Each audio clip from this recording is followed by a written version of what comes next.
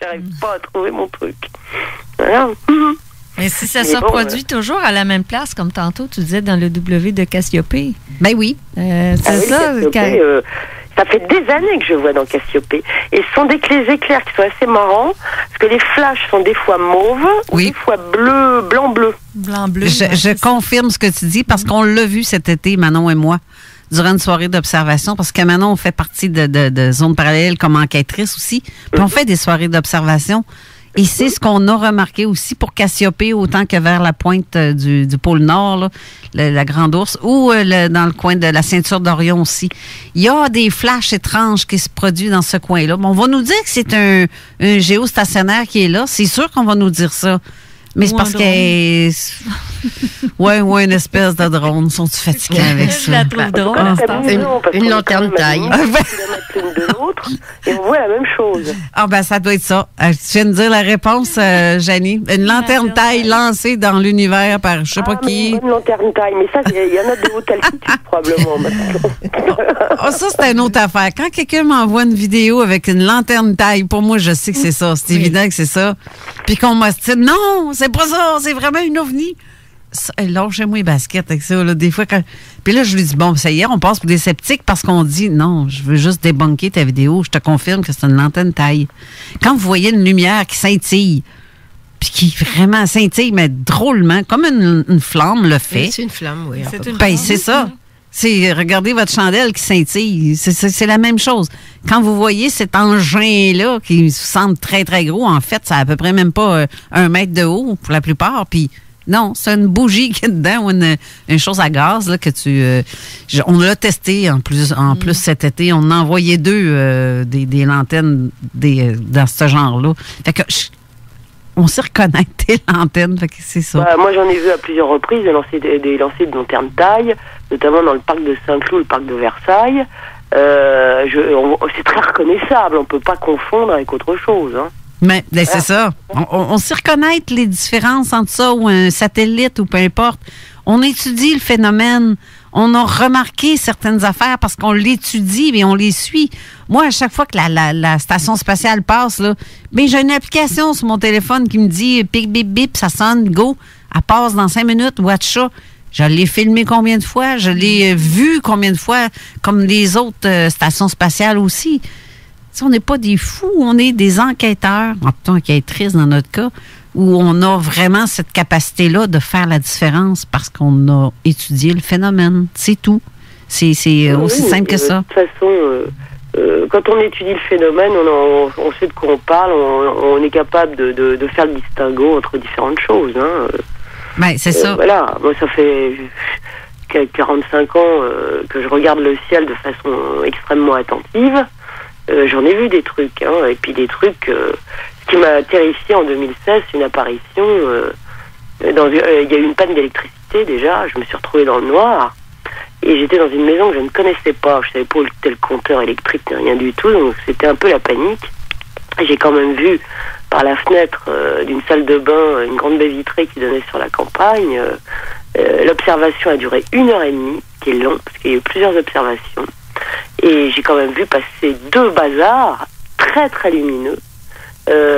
Pour l'un, le premier était un peu moins lumineux que l'autre, donc j'ai pu voir, ça ressemblait, c'était tout en longueur comme un wagon de chemin de fer. Et j'ai vu des fenêtres rectangulaires quand même. Ça a disparu, j'étais en état de sidération, mais le deuxième m'a terrifié. C'était beaucoup plus lumineux, j'ai pas vu les fenêtres, mais après il y a eu des sphères rouges, blanches, mais j'étais terrifiée. J'étais terrifiée par ce truc, et pourtant j'en ai vu. Donc il y a des tas de choses qui peuvent se passer. Il y a des périodes où j'en ai vu beaucoup, et puis pendant des années j'en vois pas. En ce moment, quand je suis allée en Aveyron, là, j'en ai vu beaucoup. Ça faisait un moment que j'en avais pas vu. Voilà, c'est comme ça. Alors qu'est-ce que c'est que ces trucs-là? Et puis il y a les photos aussi que j'ai faites. J'ai fait des photos je fais des photos à l'aveugle parce que je photographie des orbes. Et les orbes, c'est très intéressant parce que je commence à comprendre comment ça marche. Parce que j'ai fait des 40 000 photos. Il n'y avait pas que des orbes dessus. Mais j'ai eu un triangle, comme le triangle belge, qui a été contesté après par son auteur en disant « Ah non, j'ai rien pris du tout, c'était une blague, donc très bien. » N'empêche que j'ai eu la même chose. Ça, c'était en 2011, je crois. Et ça, je ne le voyais pas à l'œil nu. J'ai fait ma photo au hasard et j'ai fait 5 photos en tout. Hein. Donc on voit le truc se déplacer. Et quand mon flash a tapé sur la première photo, j'ai bien vu qu'il y avait un bazar à je pense 60 mètres de moi qui était posé en travers du petit chemin qui donne à ma maison. Et puis sur la photo, il n'est pas au même endroit et on voit un triangle en l'air. Comment ça s'explique ça? Et j'ai continué à mitrailler comme une folle après, mais sans l'idée du vaisseau. Hein. Et j'étais pas du tout dans ce truc-là. Et je vois mon truc se transformer.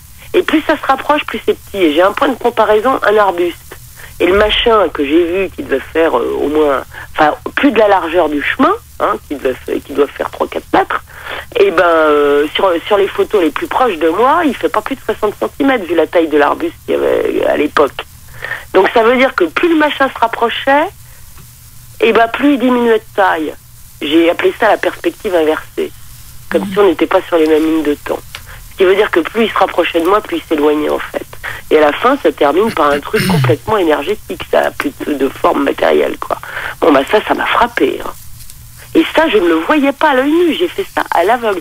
Ce qui veut dire qu'on peut photographier des trucs qu'on ne peut pas voir à l'œil nu. Donc ça ne se situe pas dans notre gamme de fréquences visuelles.